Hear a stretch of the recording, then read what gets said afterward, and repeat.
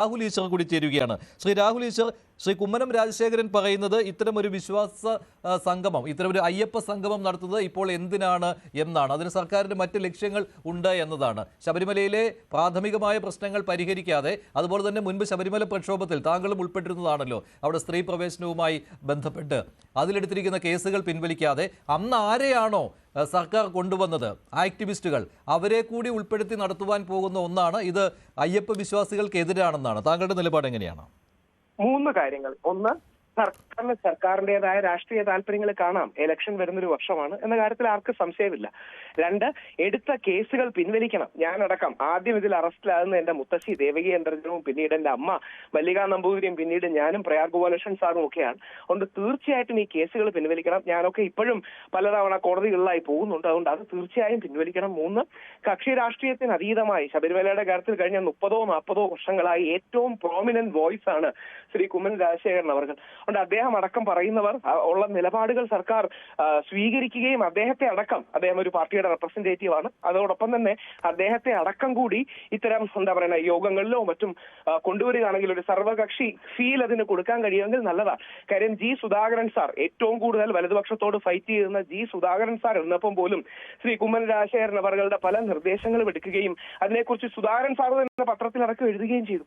പക്ഷേ ഇത്തരത്തിൽ വലിയൊരു കോൺക്ലേവ് നടക്കുകയാണെങ്കിൽ അതിൽ പോസിറ്റീവായി നമുക്ക് ഇടപെടാൻ സ്പേസ് ഉണ്ടെങ്കിൽ നല്ലതാണ്. അതോടൊപ്പം ആഗ്രഹിക്കുന്ന സ്പേസ് ഉണ്ടാകുമോ? താങ്കൾ എങ്ങനെയാണ് അതിനെ കാണുന്നത്? 3000 പ്രതിനിധികൾ എന്നൊക്കെ പറയുമ്പോൾ ഇത് എന്താണെന്നുള്ള കൃത്യമായിട്ടൊരു വിശദീകരണം വന്നിട്ടില്ല. ഇത് അയ്യപ്പന്മാർ മാത്രമായിരിക്കുമോ? മന്ത്രിമാർ വരുന്നുണ്ട് എന്ന് പറയുന്നുണ്ട്, സമീപ സംസ്ഥാനങ്ങളിലെ മുഖ്യമന്ത്രിമാർ വരുന്നുണ്ട്, അതൊക്കെ ഉണ്ടാവും പ്രത്യേക പ്രതിനിധികളായിട്ട്. പിന്നെ 3000-ഓളം പ്രതിനിധികൾ എന്ന് പറയുമ്പോൾ അത് ക്ഷണിച്ചു വരുത്തിയവരായിരിക്കുമോ അതോ അയ്യപ്പന്മാരെ തന്നെയാണോ മറ്റു സംസ്ഥാനങ്ങളിൽ നിന്നും? അതിനെക്കുറിച്ചൊക്കെ ഒരു വിശദീകരണം വരേണ്ടതുണ്ട്. പിന്നെ ശ്രീ കുമ്മനം പറഞ്ഞ കാര്യം എന്ന് പറയുന്നത്, ഞാൻ ചോദിച്ചിരുന്നു, ഈ വിവിധ സംഘടനകളെ ഉൾപ്പെടുത്തിക്കൊണ്ട് അതിൽ BJPയും അതുപോലെ തന്നെ മറ്റ് ഹൈന്ദവ സംഘടനകളും ഒക്കെ ഉണ്ടെങ്കിൽ അത് നിങ്ങൾക്ക് സ്വീകാര്യമായിരിക്കുമോ? നിങ്ങളുടെ അഭിപ്രായം കൂടി കേട്ട ശേഷം എന്ന് ചോദിച്ചപ്പോൾ അദ്ദേഹം പറഞ്ഞു അതുകൊണ്ട് മാത്രം എന്ത് കാര്യമെന്നാണ്. അല്ല, അങ്ങനെ ഒരു നിഷേധാത്മക നിലപാട് പാടില്ല. അയ്യപ്പ സമൂഹത്തെ സംബന്ധിച്ച് അയ്യപ്പ സേവാ സംഘം വളരെ പ്രധാനപ്പെട്ട സംഘടനയാണ്. അതിനുശേഷം ശ്രീ കുമ്മനം അടക്കം മുമ്പ് നയിച്ചിരുന്ന അയ്യപ്പ സേവ സമാജം വളരെ മികച്ച സംഘടനയാണ്. നമ്മുടെ വ്യത്യസ്ത ഭക്തജന സംഘടനകളുണ്ട്, അവരെ എല്ലാം വിളിക്കണം. നേരത്തെ പറഞ്ഞതുപോലെ അമൃതാനന്ദമയി മഠം അവിടെ ഒരു ആശുപത്രി നടത്തുന്നുണ്ടായിരുന്നു. ശ്രീ രവിശങ്കർജിയുടെ ആൾക്കാർ അവിടെ കുറച്ച് സേവന പ്രവർത്തനങ്ങളും മറ്റും നടത്തുന്നുണ്ടായിരുന്നു. ഇവരെ എല്ലാം കൂടി വിളിച്ചൊരു അയ്യപ്പ സംഘമാകണം. അതിനൊരു രാഷ്ട്രീയ കളർ ഒരു കാരണവശാലും വരരുത്. എനിക്കറിയില്ല, മാധ്യമ റിപ്പോർട്ട് വെച്ച് ബിന്ദുവമ്മണിയും കനകദുർഗയൊന്നും വിളിക്കരുത് ഒരു കാരണവശാലും. പകരം ഈ അയ്യപ്പ ഭക്ത സമൂഹത്തോട് ചേർന്ന് നിൽക്കുന്നവർ, ഇതിനു വേണ്ടി പോരാടിയവർ, ഇവരെ ഇത്തരക്കാരെ വിളിക്കുകയാണെങ്കിൽ നല്ലതാ. യോജിക്കുകയാണ് ഇങ്ങനെ ഒരു അയ്യപ്പ പ്രധാന പ്രശ്നമുണ്ട്. ഒരു സാധാരണ അയ്യപ്പ വിശ്വാസി എന്ന നിലയ്ക്ക് എനിക്ക് എങ്ങനെയാണ് സർക്കാരിനോട് ഒരു അയ്യപ്പ സംഘവും വിളിക്കേണ്ട അല്ലെങ്കിൽ അങ്ങനെ ഒരു നിലപാട് സ്വീകരിക്കാൻ കഴിയുക? കാര്യം ഞങ്ങളൊക്കെ ഇതിൽ വിശ്വാസികൾ മാത്രമാണ്. അപ്പൊ സർക്കാരോ ദേവസ്വം ബോർഡോ ദേവസ്വം വകുപ്പോ ഒരു സംഗമം വിളിക്കുന്നു എന്ന് പറഞ്ഞാൽ എല്ലാരെയും വിളിക്കണം എന്ന നിലപാട് മാത്രമല്ലേ പറയാൻ കഴിയൂ. അവർക്കത് പാടില്ല എന്ന് നമുക്ക് പറയാൻ ഞങ്ങൾ ഒരു രാഷ്ട്രീയക്കാരല്ലല്ലോ. ഇപ്പൊ എനിക്ക് തോന്നുന്നില്ല NSS പോലും നായർ സർവീസ് സൊസൈറ്റിയാണ് ഇതിൽ ഏറ്റവും ശക്തമായ നിലപാട് നമ്മുടെ സുപ്രീം കോടതി പോരാട്ടത്തിൽ എടുത്തത്. ഇപ്പൊ നാളെ സുകുമാരൻ നായർ സാർക്ക് പറയാൻ പറ്റുമോ ഇങ്ങനെ സംഘം വിളിക്കണ്ടെന്ന്? പക്ഷെ വിളിക്കുമ്പോൾ എല്ലാവരെയും വിളിക്കണം, അത് ഇൻക്ലൂസീവ് ആണ്. ഒരു കാര്യം കൂടി, ബഹുമാനപ്പെട്ട മുഖ്യമന്ത്രിയുടെ നിർബന്ധം കാരണം മാത്രമാണ് അവിടെ യുവതികളെ കയറ്റിയത്. നമുക്ക് എല്ലാം അറിയാം. ഇനി നമുക്ക് കള്ളം പറഞ്ഞിട്ട് കാര്യമില്ല. രാഹുൽ അതിനോട് അനുകൂലിക്കുകയാണ്. അത് സംഗമം നടത്തുന്നതിൽ തെറ്റില്ല, പിന്നെ അതിന്റെ ഒരു നടത്തിപ്പാണ് അദ്ദേഹത്തിന് സംശയം വരുന്നുള്ളൂ. പക്ഷേ താങ്കൾ പറയുമ്പോൾ വേണ്ട എന്നുള്ളത് തന്നെയാണല്ലോ, അതായത് നിഷേധിക്കുകയാണ്, വേണ്ട എന്ന് തന്നെയാണ്. ഞാൻ വേണ്ട എന്ന് പറഞ്ഞിട്ടില്ലല്ലോ. അയ്യപ്പ സംഗമം വിളിച്ചു കൂട്ടാൻ ദേവസ്വം വകുപ്പ് ഇന്നത്തെ സാഹചര്യത്തിൽ ധാർമ്മികമായ അവകാശം ഉണ്ടോ എന്നുള്ളതാണ്. കാരണം അയ്യപ്പന്മാരുടെ ഒരു പ്രശ്നവും അഡ്രസ് ചെയ്യാതെ, അതേക്കുറിച്ചൊന്നും യാതൊന്നും ശബ്ദിക്കാതെ നിരവധി ആളുകൾ, ആയിരക്കണക്കിന് ഭക്തജനങ്ങൾ അന്ന് ശബരിമലയുടെ വിശ്വാസ സംരക്ഷണത്തിന് വേണ്ടി വലിയൊരു ത്യാഗം സഹിച്ച് പോരാട്ടം നടത്തിയപ്പോൾ അവരെല്ലാം ഇപ്പൊ കോടതി കയറി ഇറങ്ങി നടക്കുകയാണ്. എത്രയോ ആളുകൾക്ക് തൊഴിൽ നഷ്ടപ്പെട്ടു, എത്രയോ ആളുകൾ വേദന സഹിക്കേണ്ടി വന്നു. ഇപ്പോൾ തന്നെ പറഞ്ഞ അന്നത്തെ തന്ത്രിയുടെ സഹധർമ്മിണി പോലും അറസ്റ്റ് വരിക്കപ്പെട്ട് കേസിൽ കുടുങ്ങിക്കിടക്കുകയാണ്. അവരുടെ കുടുംബാംഗങ്ങൾ കോടതി കേസിൽ കുടുങ്ങിക്കിടക്കുകയാണ്. ഇത് മാനുഷിക പ്രശ്നമാണ്. ഈ മാനുഷിക പ്രശ്നങ്ങളെ അഡ്രസ് ചെയ്യാതെ ഏകപക്ഷീയമായി ഒരു സമ്മേളനം അയ്യപ്പ സംഗമം നടത്തും എന്ന് പറയുന്നത്, അതിനകത്ത് മുഖ്യമന്ത്രിമാർ വരുന്നുണ്ടോ, MLA വരുന്നുണ്ടോ, MP വരുന്നുണ്ടോ, അതൊന്നുമല്ല അതിൻ്റെ അകത്ത് ഏറ്റവും വലിയ മാഹാത്മ്യം എന്ന് പറയുന്നത്. ഇന്ന് ശബരിമലയുടെ പ്രശ്നങ്ങൾക്കാണ് പരിഹാരം ഉണ്ടാക്കേണ്ടതെങ്കിൽ ആ ശബരിമലയുടെ പ്രശ്നങ്ങൾക്ക് പരിഹാരം ഉണ്ടാക്കണം. അതിൽ ഇച്ഛാശക്തി കാണിക്കണം, ആത്മാർത്ഥത കാണിക്കണം. അത് തെളിയിച്ചു കൊടുക്കും എന്ന് മാത്രമേ ഞാൻ പറയുന്നുള്ളൂ. അപ്പോൾ ഇത് രാഷ്ട്രീയമായി തന്നെ ഇതിനെ നേരിടുമോ? അങ്ങനെ ഒരു നിലപാടിലേക്ക് പോകുമോ BJP? കാരണം ഈ ശബരിമലയിലെ അയ്യപ്പ ഭക്തന്മാർ അനുഭവിച്ചുകൊണ്ടിരിക്കുന്ന കഷ്ടപ്പാടുകളും ദുഃഖങ്ങളും ദുരിതങ്ങളും വളരെ കാലമായിട്ട് ഉന്നയിക്കുകയാണ്. അതിന് പരിഹാരം കണ്ടെത്താൻ ധാരാളം കമ്മീഷൻ റിപ്പോർട്ടുകളും കാര്യങ്ങളും എല്ലാം മുന്നിലുണ്ട്. അതൊന്നും പരിഹരിക്കുന്നതിനെ കുറിച്ച് ചർച്ചയില്ല. ഇവിടെ ഞങ്ങൾ ഇതൊക്കെ മുഖം മിനുക്കാൻ വേണ്ടി നടത്തുന്ന പരിപാടികളാണ്. അതിന്റെ വലിയ രാഷ്ട്രീയമുണ്ട്. അതിനെ മാത്രമല്ല ആ ഗൂഢോദ്ദേശത്തെ മാത്രമാണ് ചോദ്യം ചെയ്യുന്നത്. ആത്മാർത്ഥതയുണ്ടോ എന്നുള്ളതാണ് ചോദ്യം. എന്റെ ചോദ്യം, ഈ അയ്യപ്പ സംഗമം നടത്തുമ്പോൾ ഞാൻ എന്റെ ഫേസ്ബുക്കിൽ വളരെ നല്ല കാര്യം, പക്ഷെ ചില സംശയങ്ങളുണ്ട്. ആ സംശയങ്ങൾക്ക് ഉത്തരം തരണം. ഉത്തരം ചോദിക്കേണ്ട സമയം ഇതാണ്, ഉത്തരം തരേണ്ട സമയം ഇതാണ്. ആ ചോദ്യങ്ങൾ ഞാൻ ചോദിക്കുകയാണ്. ഉത്തരം തരട്ടെ. കേസുകൾ എന്തുകൊണ്ട് പിൻവലിക്കുന്നില്ല പറയട്ടെ. അയ്യപ്പന്മാരോട് മറുപടി പറയട്ടെ. കാര്യം കൂടി ആഡ് എന്തുകൊണ്ട് പിൻവലിക്കുന്നില്ല? എന്താണ് രാഹുൽ?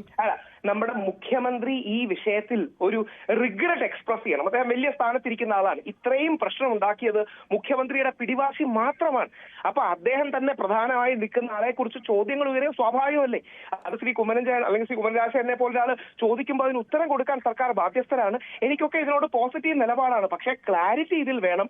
മുഖ്യമന്ത്രിയുടെ സമീപനം എന്താണ്? കഴിഞ്ഞ തവണ കേസ് പിൻവലിക്കുമെന്ന് പറഞ്ഞു. ഇതുവരെ അത് പ്രാക്ടിക്കലി നടപ്പായിട്ടില്ല. അപ്പൊ ഇത്തരം കാര്യങ്ങൾ വേദനയായി നിൽക്കുന്നുണ്ട്.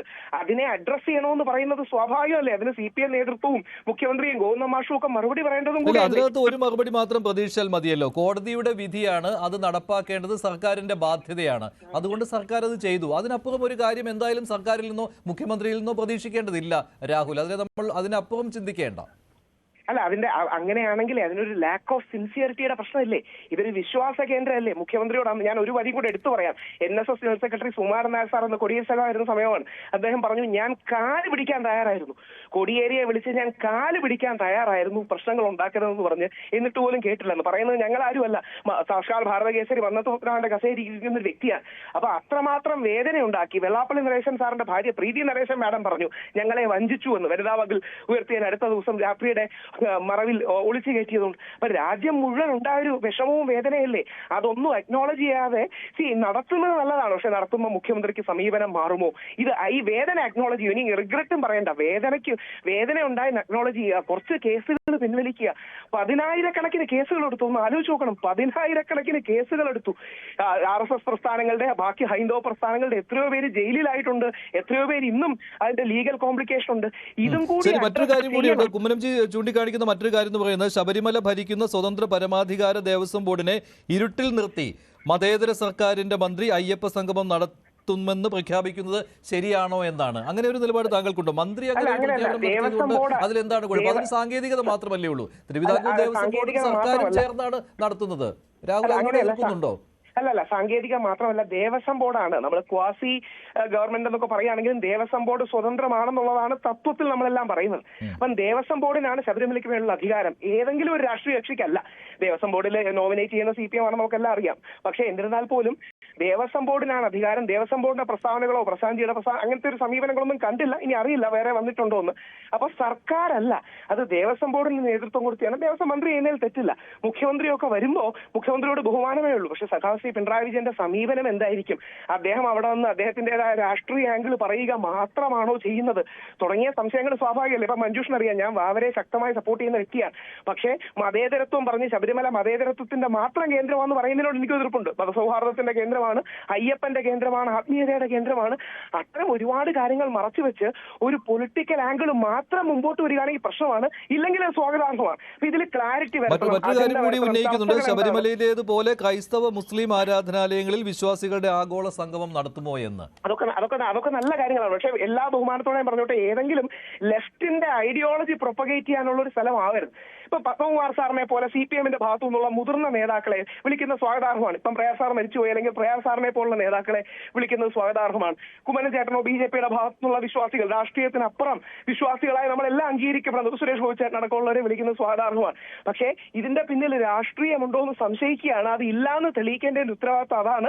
പ്രഥമ ദൃഷ്ടിയ നല്ല നിലപാടാണ്.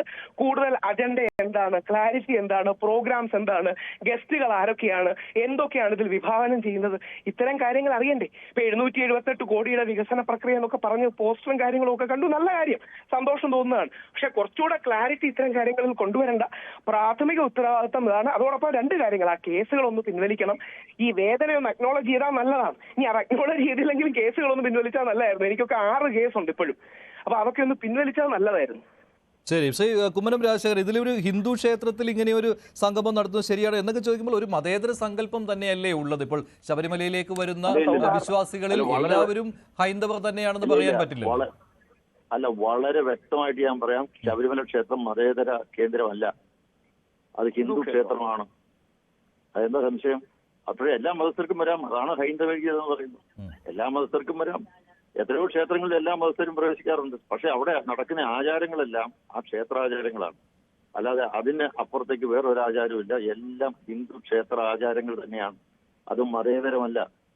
അത് എല്ലാ മതസ്ഥരും വരുന്നു എന്നുള്ളതുകൊണ്ട് മതേതരമാകുന്നുണ്ട്. അത് മതസൗഹാർദ്ദത്തിന്റെ കേന്ദ്രമാണ്, മതസമന്വയത്തിന്റെ അങ്ങേയറ്റം എല്ലാവരും ഒരുമിച്ച് ചിന്തിക്കുക. അതാണ് ഹൈന്ദവികത. ഹൈന്ദവ ധർമ്മം മാനവധർമ്മമാണ്. അതിൽ പക്ഷേ മന്ത്രി അങ്ങനെ ഒരു പ്രഖ്യാപനം നടത്തിയതിനെ താങ്കൾ അങ്ങനെ ഒരു കുറ്റമായിട്ട് കാണേണ്ട ആവശ്യം എന്താണെന്ന് എനിക്ക് മനസ്സിലാവുന്നില്ല. ഇപ്പോൾ ശബരിമലയിൽ അടിസ്ഥാന സൗകര്യങ്ങൾ, പുണ്യം പൂങ്കാവനം, ഇതൊക്കെ ഞാൻ യോജിക്കുകയാണ്. ഇതെല്ലാം സർക്കാർ ദേവസ്വം ബോർഡ് നടത്തേണ്ട കാര്യങ്ങൾ തന്നെയാണ്. പക്ഷേ ഈ മന്ത്രി ഒരു പ്രഖ്യാപനം ഇതിൽ നടത്തി എന്നതിൽ താങ്കൾ എന്തിനാണ്? ആ ഒരു പോയിന്റാണ് എനിക്കത് വ്യക്തമാകാതെ. ഞാൻ അതിൽ അടിയുറച്ചു നിൽക്കുകയാണ്. അതൊരു ടെക്നിക്കലായിട്ടൊരു പോയിന്റാണ്. കാരണം ഒരു മന്ത്രി മതേതര സർക്കാരിന്റെ പ്രതിനിധിയാണ്. അതേ ഒരു ക്ഷേത്രത്തിൽ ഭക്തജനങ്ങളുടെ യോഗം വിളിച്ചു കൂട്ടുന്നു എന്ന് പറയുന്നത് കീഴ്വഴക്കം പാടില്ല. നാളെ ക്ഷേത്രത്തിൽ എപ്പോൾ ഏത് സമയത്ത് നട തുറക്കണമെന്ന് തീരുമാനിക്കുന്ന മന്ത്രിയല്ല.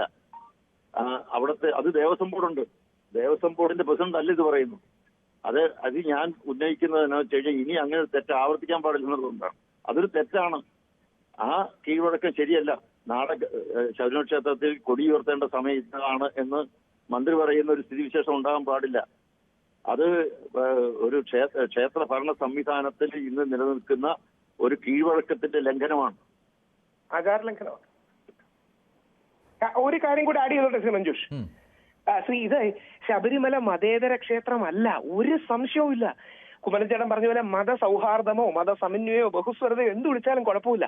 അപ്പൊ CPM-കാർ വന്ന് ഇടയ്ക്കിടയ്ക്ക് മതേതരമാണ് എന്ന് പറയുന്ന അർത്ഥമില്ല. അയ്യപ്പൻ ഹിന്ദുവാണ്, അപ്പൊ ആ ഒരു മുസ്ലിമാണ്, വെളുത്ത ക്രിസ്ത്യനാണ്, അത് മറ്റൊരു കാര്യം. പക്ഷേ ഈ മതസൗഹാർദ്ദം അടക്കമുള്ള സങ്കല്പങ്ങളെ മാറ്റി CPM വിഭാവനം ചെയ്യുന്ന ഒരു മതേതരത്വം, ആ ആംഗിളാണ് പലപ്പോഴും പറയുന്നത്. അപ്പൊ അത് മതേതര കേന്ദ്രമല്ല. ശ്രീ മഞ്ജുഷ് പറഞ്ഞ നല്ല ഉദ്ദേശത്തോടെയാണെന്ന് എനിക്കറിയാം. പക്ഷേ മതസൗഹാർദ്ദ കേന്ദ്രമെന്നോ ബഹുസ്വര കേന്ദ്രമെന്നോ ഒക്കെ പറയാൻ കഴിയുന്ന ഒരു സ്പിരിച്വൽ പ്ലൂറലിസം, ആത്മീയ ബഹുസ്വരതയുള്ള കേന്ദ്രമാണ്. അപ്പൊ CPM മുന്നിൽ വരുത്തേണ്ട ക്ലാരിറ്റി, വരുന്ന ആൾക്കാർ അവർ പറയാൻ പോകുന്ന വിശാല അർത്ഥത്തിലുള്ള കാഴ്ചപ്പാടുകൾ, ഈ രീതിയിലുള്ള കാര്യങ്ങളാകണ്ടേ. അതോടൊപ്പം ഇത്തരം കാര്യങ്ങളിൽ ക്ലാരിറ്റി വരുത്തിയില്ലെങ്കിൽ സംശയം തോന്നുക സ്വാഭാവികമാണ്. ഈ വിഷയത്തിൽ നിലപാടെടുക്കാൻ കഴിയുന്നത് സംഘപ്രസ്ഥാനങ്ങൾ വളരെ പ്രധാനമാണ്. കാര്യം വലിയ രീതിയിൽ ഒരു പോരാട്ടം നയിച്ചു. NSS, SNDP, നമ്മുടെ അയ്യപ്പ സേവാ സംഘം, അയ്യപ്പ സേവാ സമാജം.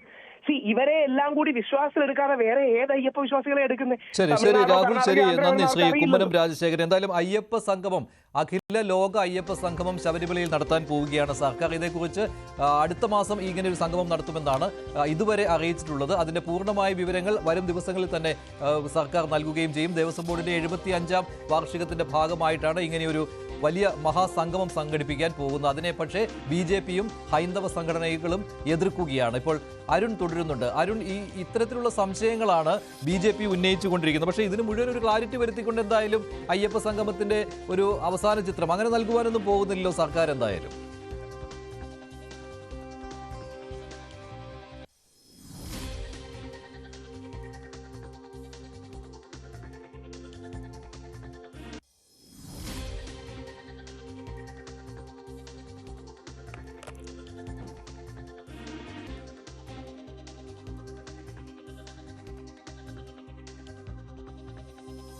സർക്കാരിന്റെ നീക്കം തെരഞ്ഞെടുപ്പ് മുന്നിൽ കണ്ടുകൊണ്ടുള്ളതാണ് എന്നാണ് BJP-യുടെയും സംഘപരിവാർ സംഘടനകളുടെയും നിലപാട്.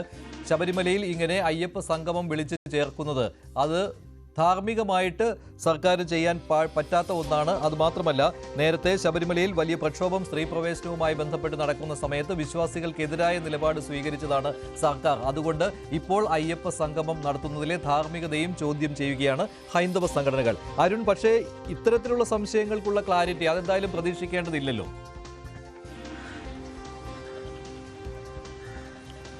സർക്കാരിന്റെ ഭാഗത്ത് നിന്ന് അതിന് വിശദീകരണം ഉണ്ടാകുമെന്ന് പ്രതീക്ഷിക്കാം. കാരണം ഏറ്റവും ഗുരുതരമായ ഒരു ആരോപണം ഇപ്പോൾ BJP ആരോപണമോ സംശയമോ എന്ന് പറയാം. ഈ ബിന്ദു അമ്മിണിയെ പോലെയുള്ള ആക്ടിവിസ്റ്റുകൾക്ക് നേരത്തെ ശബരിമല സ്ത്രീ പ്രവേശ സമരവുമായി ബന്ധപ്പെട്ട് അവിടേക്ക് എത്തിയ ആക്ടിവിസ്റ്റുകൾക്ക് വീണ്ടും വരാനുള്ള അവസരം ഒരുക്കുകയാണ് സർക്കാർ എന്ന ആരോപണം. അത് ഗുരുതരമായ ആരോപണം തന്നെയാണ്. അതിൽ സർക്കാർ വ്യക്തത വരുത്തുമോ എന്നാണ് അറിയേണ്ടത്. ഏതായാലും മന്ത്രിയുടെ ഒരു വാർത്താ സമ്മേളനമെങ്കിലും ഇനി ഉണ്ടാകുമെന്നാണ് പ്രതീക്ഷിക്കപ്പെടുന്നത്. അടുത്ത മാസം 16 ഒരു മാസത്തോളം ഇനി സമയമുണ്ട്. ദേവസ്വം ബോർഡ് ഇന്ന് നാളെയുമായി ഇതിന്റെ ഒരുക്കങ്ങളൊക്കെ ചർച്ച ചെയ്യും. ആരൊക്കെയാണ് ഇവിടെ അതിഥികളായി ക്ഷണിക്കുന്നത്, ആർക്കൊക്കെയാണ് ഇവിടെ പങ്കെടുക്കാൻ അവകാശമുള്ളത്, ഇവിടെ എത്തുന്ന ആളുകൾക്ക് ശബരിമല കെട്ടും കെട്ടി 18-ാം പടി വഴി ശബരിമലയിൽ ദർശനം നടത്താനുള്ള അവസരം കൂടി സർക്കാർ ഒരുക്കുന്നു. അങ്ങനെയെങ്കിൽ സ്വാഭാവികമായും സ്ത്രീകൾക്ക് അതിനുള്ള സാഹചര്യം ഉണ്ടാകില്ല. സ്ത്രീകൾക്ക് അത്തരത്തിൽ പോകാൻ കഴിയുകയുമില്ല. അങ്ങനെയെങ്കിൽ ഈ ഇവിടം വരെയാണ് സ്ത്രീകൾക്ക് ഇപ്പോൾ ഉള്ളതുപോലെ പമ്പ വരെ മാത്രമാകും സ്ത്രീകൾക്ക് പ്രവേശനമുള്ളത്. അതിനപ്പുറത്തേക്ക് ആർക്കൊക്കെ കെട്ടും മുറുക്കി അവിടേക്ക് പോകാനുള്ള അവസരം കാര്യത്തിലൊക്കെ വ്യക്തത വരേണ്ടതുണ്ട്. അതിഥികൾ ആരൊക്കെയാണെന്ന കാര്യമാണ് അറിയേണ്ടത്. ആരൊക്കെയാണ് ഇവിടെ പങ്കെടുപ്പിക്കാൻ സർക്കാർ ഉദ്ദേശിക്കുന്ന കാര്യമാണ് അറിയേണ്ടത്. സ്വാഭാവികമായും അതിൽ സർക്കാരിന്റെ വിശദീകരണം ഉണ്ടാകുമെന്ന് തന്നെ പ്രതീക്ഷിക്കാം. മഞ്ജുഷ, ശരി, അരുണാണ് വിവരങ്ങൾ നൽകിയത്. എന്തായാലും അയ്യപ്പ മഹാസംഗമം ഇപ്പോൾ ശ്രദ്ധേയമായിരിക്കുകയാണ്. അടുത്ത മാസം പകുതിയോടുകൂടിയാണ് ഇങ്ങനെയൊരു അയ്യപ്പ സംഗമം നടത്തുവാനായിട്ട് സർക്കാർ തീരുമാനിച്ചിരിക്കുന്നത്. വരും ദിവസങ്ങളിൽ അതിന്റെ പൂർണ്ണമായ ചിത്രം വരികയും ചെയ്യും. തിരുവിതാംകൂർ ദേവസ്വം ബോർഡുമായി സഹകരിച്ചുകൊണ്ടാണ് സർക്കാരിന്റെ ഇത്തരത്തിലുള്ള നീക്കം. പക്ഷേ BJPയും ഹൈന്ദവ സംഘടനകളും ഇതിനെ എതിർക്കുകയാണ്.